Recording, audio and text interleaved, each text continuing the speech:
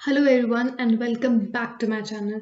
तो आज टॉपिक जो हम स्टडी करने वाले हैं वो है मुगल एम्पर। तो ये चैप्टर नंबर 9 है क्लास 12th हिस्ट्री बुक का किंग्स एंड क्रॉनिकल्स। तो इस चैप्टर को मैं बहुत ही बेसिक से समझाऊंगी, इतने इंटरेस्टिंग वे में समझाऊंगी कि आप इस चैप्टर को कभी नहीं भूलोगे। तो ये चैप्टर थोड़ा सा लेंदी है, तो मैं इस चैप्टर को 2 से 3 वीडियोस में कवर करूंगी। सो मेरे साथ इस वीडियो के एंड तक बने रहिए एंड लेट्स स्टार्ट। इस चैप्टर को स्टार्ट करने से पहले मैं थोड़ा सा बेसिक समझा देती हूँ। बच्चे बहुत ही ज़्यादा कंफ्यूज रहते हैं कि बाबर किसके सन थे, हुमायूं किसके सन थे, अकबर किसके सन थे, इनके फादर कौन थे, औरंगजेब के फादर कौन थे। तो ये बहुत ही ज़्यादा बेसिक सी चीज़ है जो कि क्लियर हो जानी चाहिए ताकि आपको इस चैप्टर में आगे जाके कोई कंफ्यूजन ना हो। और वैसे भी मुगल रूल ही बहुत ही प्रोमिनेंट रहा है, बहुत ही ग्लोरियस रूल था। तो इसके रूलर्स तो याद होने चाहिए। बहुत ही इंटरेस्टिंग वे में मैंने पीपीटी बनाई है and you will be able to remind it. तो हम स्टार्ट करते हैं। सबसे पहले हम बाबर से स्टार्ट करते हैं। तिमूर के बारे में मैं आपको बाद में बताऊंगी। So let's start about Babur. So Babur was the person who is known as the founder of this emperor. तो he was the person who laid foundation stone of Mughal emperor. Babur ही थे जिन्होंने मुगल emperor फाउंड किया था।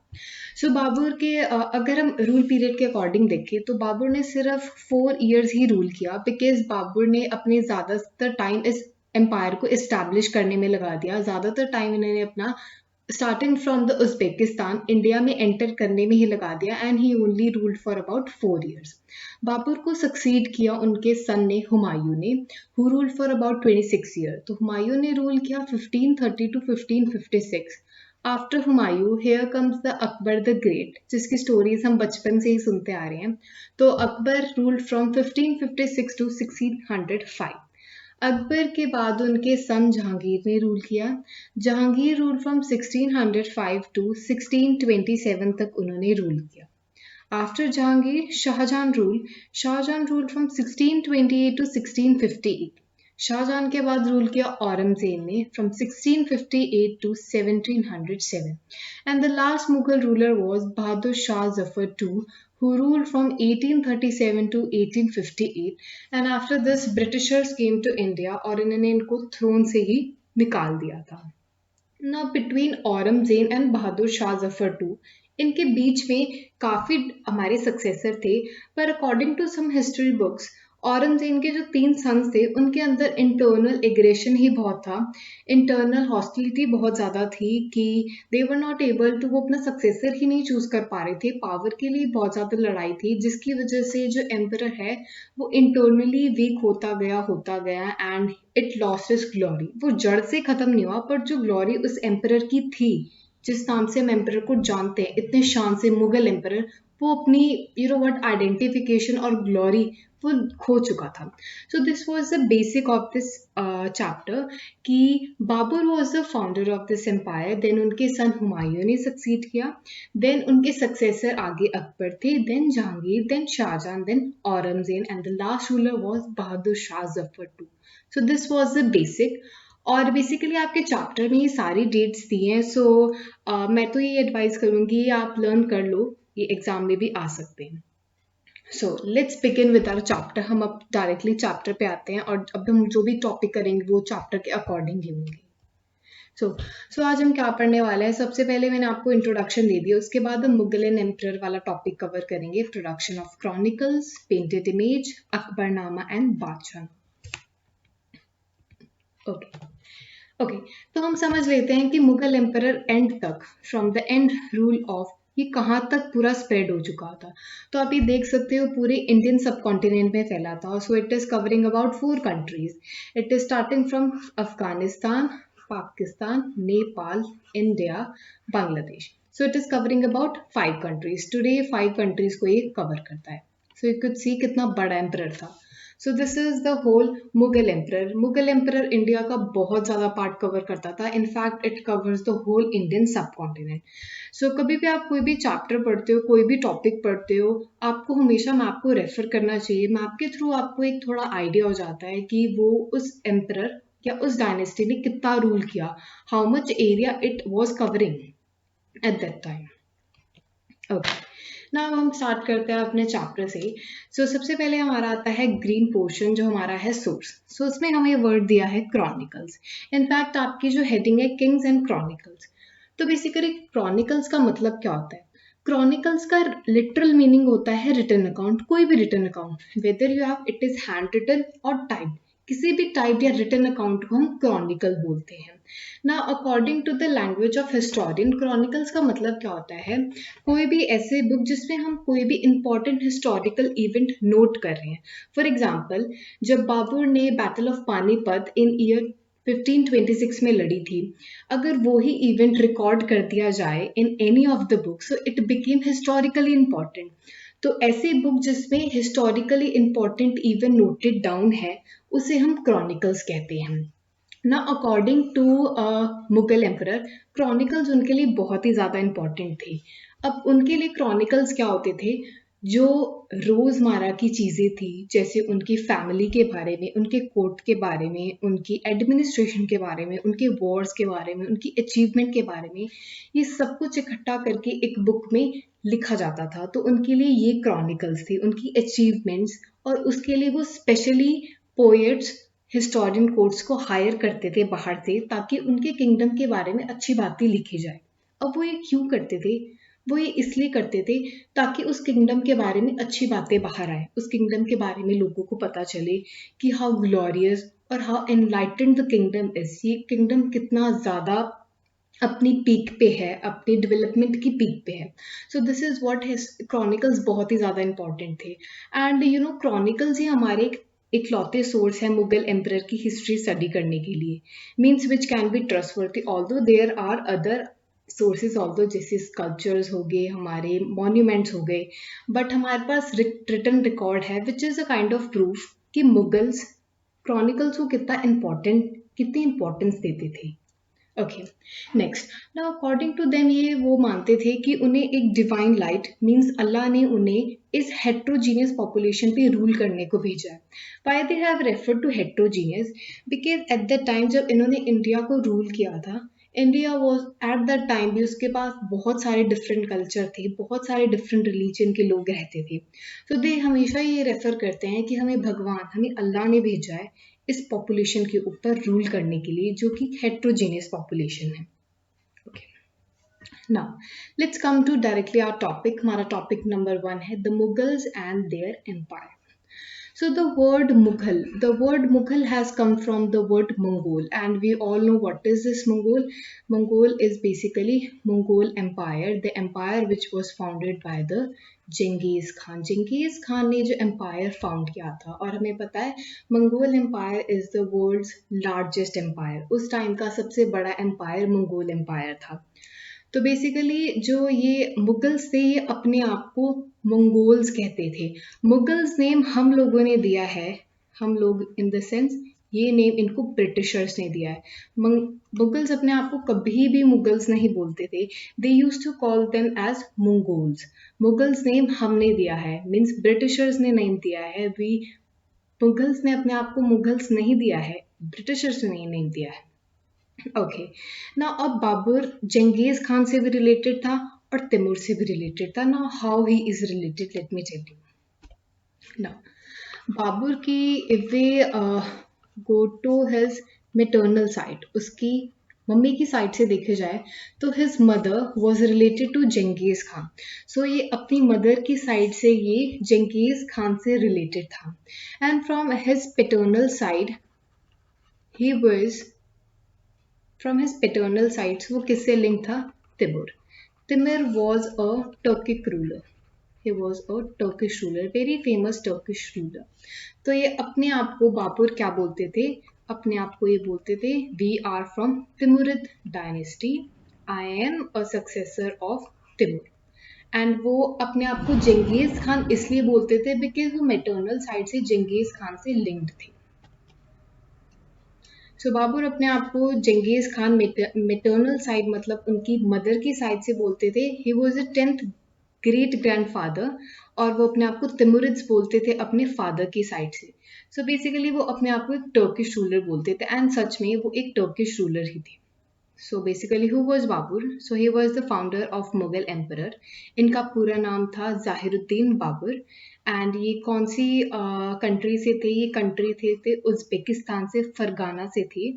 एंड फरगाना से उनको एक tribe ने निकाल दिया था. इनकी फाइट हुई थी जिसकी वजह से इनको फरगाना से बाहर फेंक दिया गया था. And he move to Kabul. फिर ये अफगानिस्तान में आ गए थे and he took shelter in the Kabul. Then he entered in Indian subcontinent in 1526 में इंडिया आए थे after winning the battle of Panipat. Okay, हम ये वर्ल्ड मैप पे देख लेते हैं. So basically this is the country, this is Uzbekistan. And Uzbekistan में ही एक जगह है जिसका नाम है फरगना. फरगना से ही बाबर आए थे. So Babur was born in Fergana. अब क्या हुआ था, उज़्बेकिस्तान से he was overthrown and he came to Afghanistan. And Afghanistan में he took shelter in Kabul. And then from Pakistan he entered to this area and he captured Delhi after winning the battle of Panipat. Okay, ना हमारा origin देखा जाए तो ये अपने आप को एक टर्किश ओरिजिन कहते थे. अब कुछ बच्चे कहेंगे कि टर्किश कैसे हो सकता है, ये कौन सा टर्की से थे. अब ऐसा नहीं है. अगर हम ऐसे बोलते हैं कि he is a Turkish origin, इसका मतलब ये नहीं कि टर्की से है, ऐसा कुछ नहीं है. टर्किश में ऐसा नहीं है कि टर्की में सिर्फ टर्किश लोग रहते हैं. टर्किश लोग एक तरह की एथनिसिटी है जो कि कहीं भी एग्जिस्ट कर सकती है. और बेसिकली वो टर्की में नहीं, वो ईरान में भी है, वो तुर्कमेनिस्तान में भी है, उज़्बेकिस्तान में भी है. So basically Babur by birth he was a Turkish ruler. उनकी मदर टंग भी टर्किश ही थी. So this is the basic. आपको आई होप आपको ये क्लियर हो गया हो. So let's move to now. Second successor थे हुमायूं. इनका पूरा नाम था नसीरुद्दीन हुमायूं. सो हुमायूं ने हमेशा ही एक्सपेंशन पे बहुत ज़्यादा फोकस किया था. ये कंसोलिडेशन करते थे, एक्सपेंशन करते थे. अगर बाबर ने इतना रीजन कवर किया था तो हुमायूं ने इतना किया था. ये अपनी एक्सपेंशन पॉलिसी पे बहुत ध्यान देते थे. एंड इनके अफगानिस्तान में लड़ाई हो चुकी थी. एक लीडर थे शेरशाह सूरी जो कि ये वॉर हार चुके थे, जिसकी वजह से जो लैंड बाबर अपने साथ लेके आए थे अफगानिस्तान में, he has to loss that land and he has to come to India, जिसकी वजह से वो अफगानिस्तान वाला लैंड छोड़ चुके थे.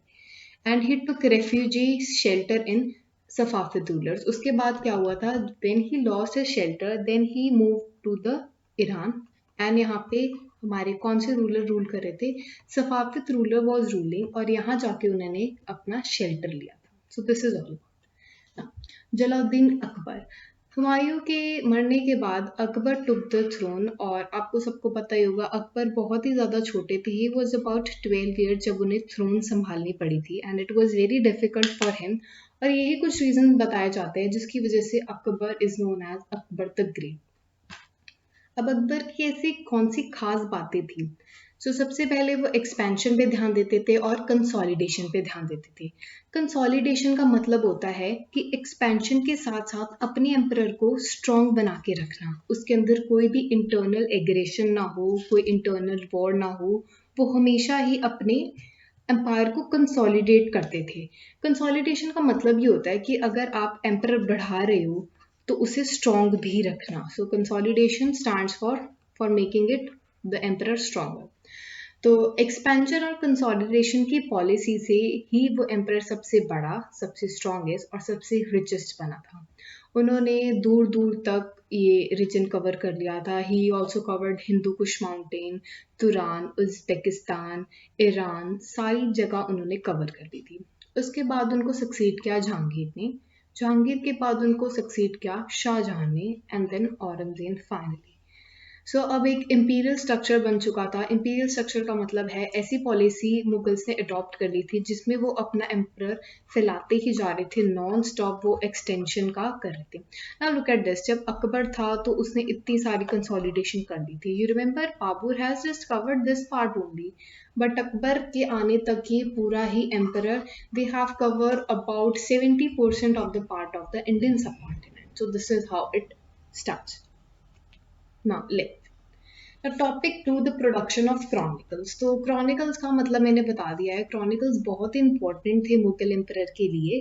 ना वो important क्यों थे, इसके दो कारण थे. सबसे था vision of an enlightened kingdom.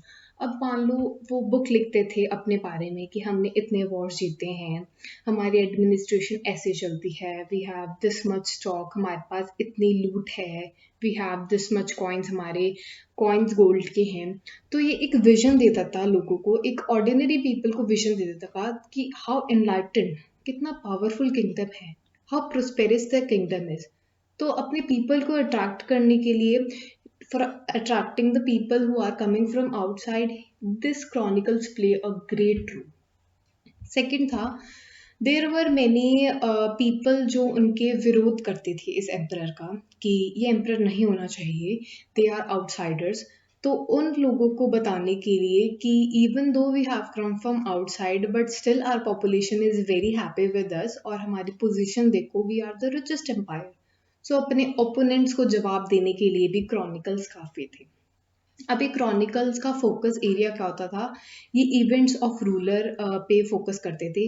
Ruler का कोई भी इवेंट हो, जैसे कि रूलर का थ्रोन को हासिल करना है, जैसे तख्ता पलट हो रहा है, या उनको आगे कोई भी रिचुअल परफॉर्म हो रहे हैं, फैमिली के अकॉर्डिंग था। कोर्ट के आसपास घूमता था, नॉवेल्स के बारे में था, वॉर्स के बारे में था, एडमिनिस्ट्रेशन, ये वॉर्स वो लिखे जाते थे जो कि एम्परर जीत के आया है, तो उनकी प्रेज में वॉर के बारे में लिखा जाता था। जैसे कि एग्जाम्पल है इसका अकबरनामा, शाहजहांनामा, आलमगीरनामा। अकबरनामा अकबर के बारे में है, शाहजहां के बारे में है, and this is all about Aurangzeb. Okay, ना अब हम बात करते हैं लैंग्वेज की, कि which language was being used by the court poets for making this Chronicle. ना मैंने आपको सबको बताया है कि जो बाबर था, he was a Turkish origin, वो टर्क था एक, तो उसकी मदर टंग हमेशा से ही टर्किश थी। तो उनकी मदर टंग भी टर्किश थी, और वो अपनी बहुत सारी पोम्स, उन्होंने जितने भी क्रॉनिकल्स लिखवाए थे उस टाइम, वो कौन सी लैंग्वेज में था, टर्किश लैंग्वेज में, and it continue till Humayun. Now जब हमारे अकबर आए, Akbar change this language to Persian. Now Persian language को क्यों चेंज किया, इसके भी बहुत सारे रीजंस हैं that I will tell you. So Akbar ने पर्शियन लैंग्वेज में चेंज कर दिया। अब पर्शियन लैंग्वेज इसलिए चेंज किया क्योंकि कोई खुद भी बोलता था, उसकी फैमिली बोलती थी, कोर्ट में majority of the persons Persian language use करते थे, जिसकी वजह से उन्होंने पर्शियन लैंग्वेज को अडॉप्ट किया। एंड उनको ये लगता था पर्शियन लैंग्वेज से बहुत सारे बाहर के हिस्टोरियंस अट्रैक्ट होंगे, बिकॉज उस टाइम टर्किश लैंग्वेज इतनी फैली नहीं थी, it was only spoken by the Turkish countries जिनमें टर्क पॉपुलेशन रहती है। तो पॉपुलेशन के साथ मिक्सअप होना, और ताकि मोर एंड ज़्यादा से ज़्यादा लोग अट्रैक्ट हो इस एम्पायर के लिए, इसकी वजह से उन्होंने पर्शियन लैंग्वेज अडॉप्ट की। पर्शियन और उर्दू के मिक्सचर से एक न्यू लैंग्वेज आई, Hindavi, which was widely use by the local population. Local population इसको बहुत यूज करती थी। एक्चुअल में वो बोलते उर्दू थे, बट पर्शियन का मिक्सचर लेके a new language arrived which we called as Hindavi.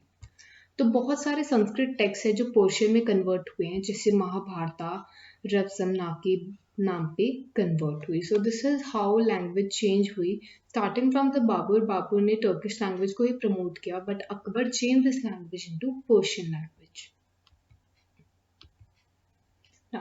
The making of manuscript, ये बुक में बहुत ही एलाबोरेटेड प्रोसेस तो नहीं दिया है, बहुत ही एक एक लाइन में एक्सप्लेन किया है, तो I will explain you in a much better way.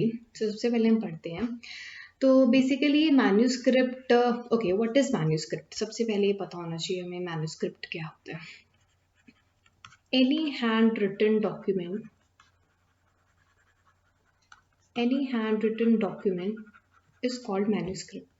आपके पास पेज है, आप हाथों से इसको लिख रहे हो, हाथों के इंक से लिख रहे हो, so this is known as manuscript. कोई भी चीज आप पेपर वर्क पे लिख रहे हो through your hands, that is called manuscript simply, and it is something which is important. पहले के टाइम में मैन्यूस्क्रिप्ट ही होते थे, उस टाइम कोई ऐसे पेन्स वगैरह नहीं होते थे, that's why. So basically chronicles और मैन्यूस्क्रिप्ट बहुत ही ज़्यादा इंपॉर्टेंट थी मुगल्स के लिए। तो सेंटर ऑफ मैन्यूस्क्रिप्ट का था किताब खाना, एक जगह होती थी।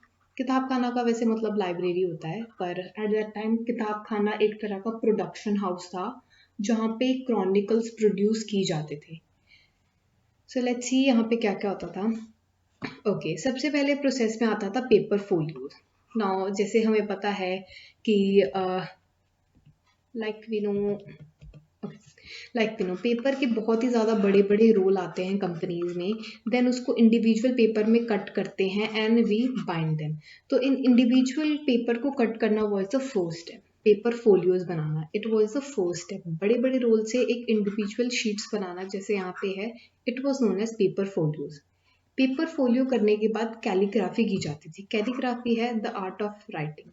जब ये पेपर ब्लैंक होते थे, इन पे एक स्पेशल आर्ट से इंडो इस्लामिक स्टाइल से लिखा जाता था, जैसे इसमें लिखा है। कैलीग्राफी करने के बाद पेंटिंग की जाती थी। Now painting was very very important part. Like हमारी बुक था, यहाँ पे हमने लिख दिया, then paintings were being made on the four side, all four sides painting बनाई जाती थी। पेंटिंग बनाने के बाद इन सारे पेजेस को बाइंड किया जाता था स्पेशल तरीके से, so that in order to save this book, इस बुक को प्रिजर्व करने। एट द एंड इस बुक का कवर बनाया जाता था। So these 5 steps were being performed by different people.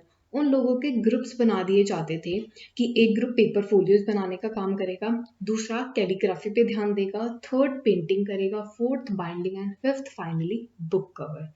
सो ये बहुत ही ज़्यादा इलाबोरेटेड प्रोसेस था और बहुत ही ध्यान से किया जाता था, क्योंकि मुगल्स के लिए क्रॉनिकल्स बहुत ही ज़्यादा इंपॉर्टेंट थे। तो जो भी फिनिश्ड मैन्यूस्क्रिप्ट होते थे वो बहुत ही प्रेशियस ऑब्जेक्ट, उनके लिए वो बहुत ही ज़्यादा इंपॉर्टेंट, एक्सट्रीमली इंपॉर्टेंट चीज़ हो जाती थी, बिकॉज वो पावर और वेल्थ को एग्जेम्पलीफाई कर रही है। उस बुक में सब कुछ लिखा है एम्पायर के बारे में। तो लोगों को अवार्ड्स भी मिलते थे, टाइटल्स भी मिलते थे। फॉर एग्जांपल कैलीग्राफर्स को बहुत ज़्यादा मिलते थे, पेंटर्स को बहुत ज़्यादा मिलते थे। बस इसका एक ड्रॉबैक था, the people who are working at the lower station, जो लोग बहुत ही लोअर लेवल पे काम करते थे, दे रिमेन अनरिप्रेजेंटेड, उनको कौन पूछता है। और अकबर की फेवरेट कैलीग्राफी थी Nastaliq. Nastaliq was his favourite calligraphic design. So this is basically Nastaliq, ये अकबर का फेवरेट था। ओके, ना सबसे इंपॉर्टेंट वर्क था इसमें गिल्डर वर्क। ना गिल्डर वर्क में क्या होता था, बाउंड्रीज पे, बॉर्डर्स पे गोल्ड प्लेटेड डिजाइन्स बनाए जाते थे, सेम एज लाइक दिस। ये वर्क कैलीग्राफी के बाद किया जाता था। नेक्स्ट टॉपिक है द पेंटेड इमेज। इस टॉपिक में हम पढ़ेंगे कि इमेजेस की क्या इंपॉर्टेंस थी और जो पेंटेड इमेजेस थी वो हम क्यों क्रॉनिकल्स में यूज करते थे। इसके अब 2 रीजंस होते हैं to enhance the beauty of the book. आप खुद ही सोचो, आपको 2 बुक्स दी है, एक बुक दी है जिसमें सिर्फ टेक्स्ट ही टेक्स्ट है and you have to read it. दूसरी तरफ आपको एक बुक दी गई है जिसमें आपके साथ इमेजेस भी दी हैं। एक तरफ टेक्स्ट है, दूसरी तरफ इमेज है। जो टेक्स्ट में लिखा है वही वो पिक्चर्स या इमेजेस डिपिक्ट कर रही है सीन, तो इट वुड बी इंटरेस्टिंग। तो वैसे ही होता था उस बुक्स की ब्यूटी को एनहांस करने के लिए। एक थर्ड रीज़न ये भी होता था, उस टाइम पे लोग पढ़े लिखे नहीं थे, तो अकबर का आइडिया था ये to add these pictures so that जो लोग पढ़े लिखे नहीं है, थ्रू पिक्चर्स वो समझ जाएं कि वो सीन क्या हो रहा है। इफ़ फॉर एग्जांपल किसी वॉर के बारे में लिखा है कि दिस एम्परर और this king has won this war, तो थ्रू दैट पिक्चर्स वो समझ जाएं कि इस टाइम किसके साथ वॉर हुई थी। So it was also for those who were not literate. Secondly, according to Mughals वो ऐसा सोचते थे कि राइटिंग से ज़्यादा स्पेशल पावर्स एक इमेज में होती है, क्योंकि एक इमेज प्रॉपरली किसी भी सीन को डिपिक्ट कर सकता है। जो भी हमने क्रॉनिकल्स में आइडियाज या आइडियोलॉजीज लिखे हैं कि वो एक पिक्चर ज़्यादा अच्छे से डिपिक्ट कर सकती है rather than a text. So chronicles में इमेजेस बहुत ही ज़्यादा इंपॉर्टेंट हो गए थे, स्पेशली ये अकबर ने स्टार्ट किया था। So here we go, Abu Fazal. So Abu Fazal कौन थे? अबू फजल थे court poet of Mughal emperor. Specially ये थे हमारे अकबर के टाइम पे थे। He was a very multi talented person, he was a painter also, he was a he was a court poet also, he was a historian also, so he was a very multi-talented person, and he described art as magical art. So ये question आ सकता है आपको exams में as a MCQ कि who describe painting as a magical art. ना अब हमारी problem start होती थी पेंटिंग के साथ उल्लमा में। ना ये उल्लमा क्या होता था, जैसे मुस्लिम्स पे कई तरह से ग्रुप्स होते हैं, like there are liberal, they are conservative, वैसे ही there are some people who are very orthodox nature, जिनका बहुत ही कट्टर नेचर होता है, जो कि जो कुरान में लिखा है they don't want to highlight that, मतलब वो उसको थोड़ा भी मॉडिफाई करके देखना नहीं चाहते, जो टाइम के साथ कभी नहीं बदलना चाहते। वो चाहते हैं जो कुरान में एक बार लिख चुका है, whatever has been written Quran, वो ही हम एक्सक्लूसिवली फॉलो कर लें। तो मुस्लिम ऑर्थोडॉक्स हमेशा से ही पिक्चर्स के अगेंस्ट हुई है, बिकॉज कुरान में ये लिखा है कि किसी बंदे के पास राइट नहीं है कि वो किसी चीज़ को रिक्रिएट करे थ्रू पेंटिंग, पेंटिंग के से वो उसे बनाए या उसकी शक्ल बनाए, बिकॉज दिस फंक्शन, सिर्फ किसी भी चीज़ को बनाने का फंक्शन सिर्फ और सिर्फ एक्सक्लूसिवली ये सिर्फ एक गॉड को दिया है, अल्लाह को दिया है। अगर तुम पिक्चर्स बना रहे हो मतलब तो अल्लाह की इंसर्ट कर रहे हो, इंसल्ट करा आई मीन। तो उनके according pictures, they were very against, वो बहुत ही ज़्यादा अगेंस्ट थे कि पिक्चर्स नहीं बनानी है, ह्यूमन के पास राइट ही नहीं है पहली बात पिक्चर्स बनाने का। तभी यू विल सी कि व्हेनेवर मुस्लिम्स अल्लाह से प्रे करते हैं, so they are not having any picture because it is against the Quran. तो मुस्लिम ऑर्थोडॉक्स से हमेशा से ही इस बात पे हमेशा से ही लड़ाई रही है। पेंटिंग्स में ही हमेशा लड़ाई चलती रहती थी मुगल्स कोर्ट के बीच में एंड ऑर्थोडॉक्स के बीच में। बट अकबर का हमेशा से ही शुरू से विजन रहा है कि ये orthodoxy he wanted to end this orthodoxy. वो चाहता था कि जो भी ऑर्थोडॉक्सी है मेरे एम्पायर में वो ख़त्म हो जाए। तभी उन्होंने पेंटिंग का रास्ता चुना कि through painting I want to कि ये ऑर्थोडॉक्सी कम होती रहे। देन बहुत सारे आर्टिस्ट जो थे आर्ट से इन्फ्लुएंस थे, जिसकी वजह से काफ़ी सारे आर्टिस्ट को मुगल रूलर बाहर से लाते थे, because they wanted to follow the Indo Iranian style. Indo Iranian style बहुत ही ज़्यादा फेमस था in terms of painting also और राइटिंग ऑल्सो। जैसे कि हुमायूं अपने साथ दो आर्टिस्ट ईरान से लेके आए थे, मीर सैयद अली एंड अब्दुस समद। ये दोनों दे वर द पेंटर्स, ये बहुत ही ज़्यादा फेमस पेंटर्स थे। और आगे आगे क्या होता गया, जो सकाफत किंग्स थे ईरान के, उन्होंने भी फाइन आर्ट्स पे बहुत ही ज़्यादा ध्यान देने लगे and they starting hiring people painters from all over the world कि उनके कोर्ट को, उनकी एडमिनिस्ट्रेशन को बहुत ही अच्छे से फाइन आर्ट से डेकोरेट किया जाए। तो इसका कंट्रीब्यूशन किसने दिया था? बिजाद ने। सो ये इंपॉर्टेंट क्वेश्चन है, ये भी आ सकता है। और क्या हुआ, धीरे धीरे बहुत सारे मुगल एम्परर्स ने, बहुत ही ज़्यादा बाहर में जो किंग्स रहते थे जो मुस्लिम ऑर्थोडॉक्सी के अंदर अंदर रूल कर रहे थे, उन्होंने भी धीरे धीरे पेंटिंग्स को अडॉप्ट करना शुरू किया। बहुत सारे रूलर्स अपनी खुद की पोर्ट्रेट्स बनाते थे और उनको हैंग करवाते थे अपने कोर्ट में। तो धीरे धीरे क्या हुआ, ये शरिया का जो कंसेप्ट था कि पिक्चर्स नहीं होनी चाहिए, अल्लाह ही बना सकते, तो धीरे धीरे टाइम के साथ चेंज होता गया। इसकी वजह से हमेशा ही मुस्लिम ऑर्थोडॉक्स और मुगल्स में हमेशा ये फाइट रही थी, जिसकी वजह से अंदर ही अंदर एक इंटरनल कंस्ट्रेंट आता गया। Okay, next topic is Akbarnama and Badshahnama. ये दोनों बहुत ही ज़्यादा फेमस क्रॉनिकल्स है, these are very famous chronicles. तो इसके बारे में हम एक एक के पढ़ेंगे। तो सबसे पहले हम इसके थोड़े से फीचर्स देख लेते हैं कि अकबरनामा और बादशाहनामा क्या थी। 150 फुल पेजेस। फुल पेजेस का मतलब ऐसे है, आपकी बुक ऐसी होती है, फुल पेजेस का मतलब है ये पूरा एक पेज हुआ। सो मिनिमम वो 150 पेजेस की होती थी, जिसमें पेंटिंग्स भी होती थी, बैटल्स भी होती थी, sieges means battles, hunts, building construction, court scene etcetera.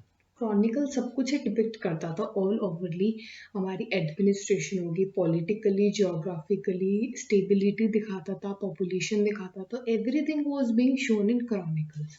Okay, ना ये है Abu Fazal. So who was Abu Fazal? तो मैंने बताया आपको, अबू फजल कोर्ट हिस्टोरियन थे अकबर के टाइम को।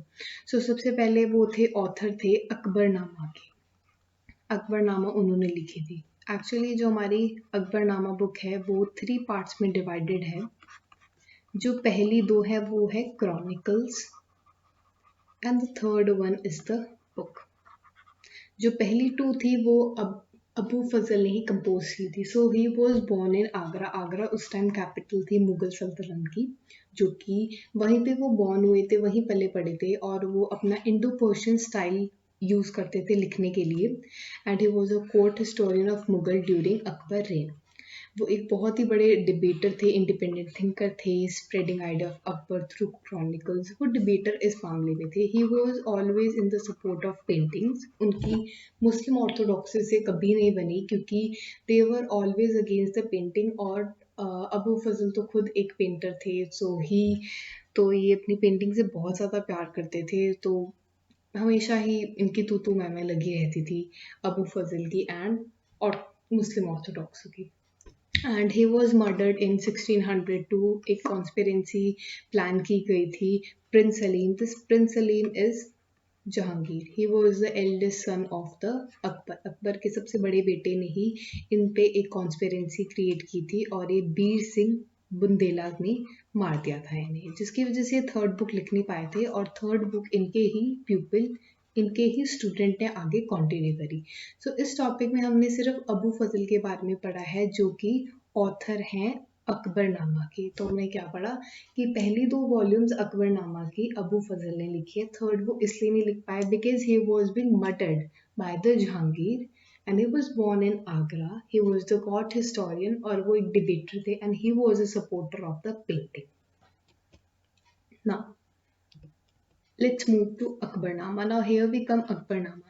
अब जब हम भी बात करते हैं अकबरनामा, अकबरनामा एक्चुअल में है क्या? वी नो वो एक क्रॉनिकल है, पर किस टाइप की क्रॉनिकल है? तो वो एक ऐसी क्रॉनिकल है जो डिपिक्ट करती है अकबर की रेन का। मतलब अकबर ने जब तक रूल किया उसने अपनी रूलिंग के अंदर क्या क्या किया, एक्सपेंशन की पॉलिसी की, कंसोलिडेशन की पॉलिसी की, फंड रेज किए, अपनी पॉपुलेशन को बढ़ाया, हेट्रोजीनियस पॉपुलेशन को मेंटेन करा, लॉज बनाए। All these has been written in Akbarnama. एक तरह से ऑटोबायोग्राफी है अकबर की, बट ऑटोबायोग्राफी में इतने सारे एस्पेक्ट्स कवर नहीं होते। It is sometime related to your personal life, but here everything is included, including your family, your professional life, your administration, everything. सो इसमें अकबर का रेन के बारे में है, ट्रेडिशनल एंड पॉलिटिकल सिग्निफिकेंस है, इसमें जियोग्राफिकल रीजन है आपका, सोशल, एडमिनिस्ट्रेशन, कल्चर एस्पेक्ट, इसमें सारे एस्पेक्ट्स आपके कवर होते हैं अकबरनामा में। एंड इट वॉज वो एक डिटेल थी, बहुत बड़ी डिटेल थी। क्रॉनिकल था एक अकबरेन का, तो इसे अरेबिक में भी कन्वर्ट किया, पर्शियन में भी कन्वर्ट किया था, ग्रीक में भी और सूफिज्म में, इन सब में कन्वर्ट किया था ताकि अकबर की क्रॉनिकल ज़्यादा से ज़्यादा लोगों तक पहुँचे all over the world in different language, सबको पता चलना चाहिए। देन अगेन उल्लमा वॉज अगेंस्ट इट। उल्लमा हमेशा ही इससे अगेंस्ट था क्योंकि अकबरनामा में भर भर के अकबर ने स्पेशली जान पूछ के पिक्चर्स रखवाई थी, बिकॉज वो चाहता था कि मुस्लिम ऑर्थोडॉक्स या तो अपनी सोच चेंज कर ले या यहाँ पे एम्परर छोड़ के भाग जाए, बिकॉज वो एक ओपन माइंडेड बंदा था अकबर, एंड ही वांट कि ये ऑर्थोडॉक्सी की जस्ट वजह से हम पेंटिंग छोड़ दें या हम अपना आर्ट एंड कल्चर छोड़ दें, वो कभी नहीं चाहते थे। तो उन्होंने जान पूछ के अपनी अकबरनामा में ठूस ठूस के अपनी पिक्चर्स डाली थी। उसके बाद हमारे सोर्सेज। अब हम बोलते हैं कि अकबरनामा में इतना कुछ लिखा है, पर हमें ये पता होना चाहिए कि अकबरनामा में हमें उसका भी कोई सोर्स होगा, वो कहाँ से लिया गया। एक्चुअल इवेंट जो अबू फजल ने अपनी आंखों से इवेंट देखे थे वो लिखे गए थे ऑफिशियल डॉक्यूमेंट्स में। फॉर एग्जांपल ऑफिशियल डॉक्यूमेंट्स में हमारे क्या लिखे जाते हैं, लॉज लिखे जाते हैं, वॉर लिखा जाता है, एडमिनिस्ट्रेशन वो लिखा, ओरल टेस्टिमनी, सुनी बातें, बट अ ट्रस्टेड वन, इसका भी एक पूरा प्रोसीजर होता था कि ये बात सच है नहीं है। सो ये हमारे सारे सोर्सेज होते थे। सो अगेन ये बुक 3 पार्ट्स में डिवाइड थी अकबरनामा। पहली 2 क्रॉनिकल्स थी, थर्ड थी आईने अकबरी।